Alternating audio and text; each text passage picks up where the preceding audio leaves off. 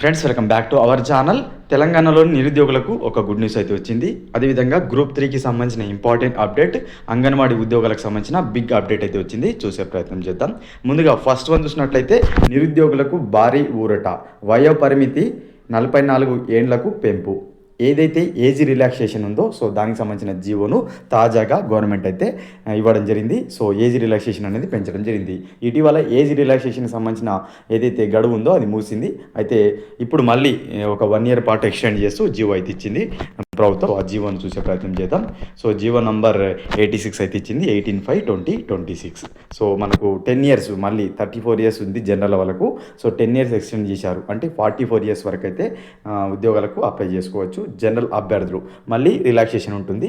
SC, ST, BC ఎవరైతే pH category అభ్యర్థున్నారో so వారికి మళ్ళీ రిలాక్సేషన్ అయితే ఉంటుంది. సో 10 years అయితే ఎక్స్టెండ్ చేశారు. ఓకేనా, ఇది మనకు 1 year పాటు అయితే ఉంటుంది.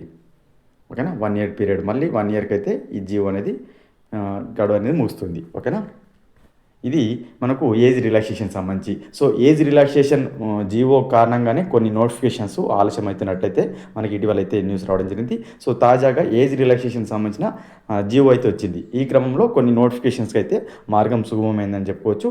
నోటిఫికేషన్స్ రావడానికి అవకాశం కూడా ఉంది. నెక్స్ట్ వన్ చూసినట్టయితే group 3 update. So group 3 second spell certificate verification అయితే రావడం జరిగింది. సో దానికి సంబంధించిన వెబ్ నోట్ అనేది మీరు చూడవచ్చు. 20 మే ఏదైతుందో 20 మే రోజు వెరిఫికేషన్ అయితే ఉండబోతుంది. ఓకేనా, రిజర్వ్ డే కూడా కేటాయించారు 23rd మే రోజు.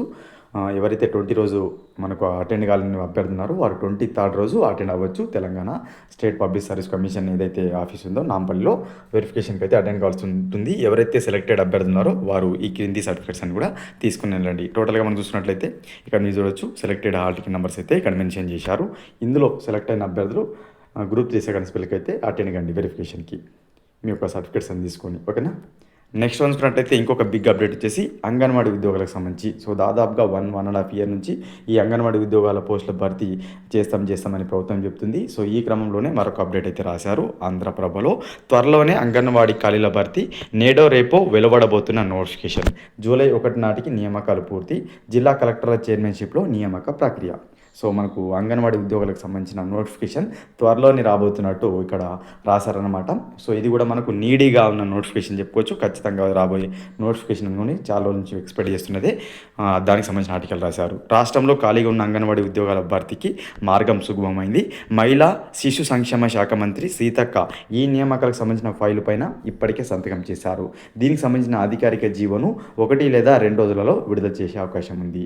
జూలై 1వ తేదీ నాటికి ఎంపికైన అభ్యర్థులు విధుల్లో చేరే విధంగా ప్రభుత్వం ప్రణాళికలు సిద్ధం చేసింది. రాష్ట్ర వ్యాప్తంగా 15,000కు పైగా పోస్టులు అయితే ఖాళీ ఉన్నాయి. ఇందులో 6,399 టీచర్ పోస్టులు ఉంటే 7,800 పైగా పోస్టులు వచ్చేసి ఆయా పోస్టులు ఉన్నాయి.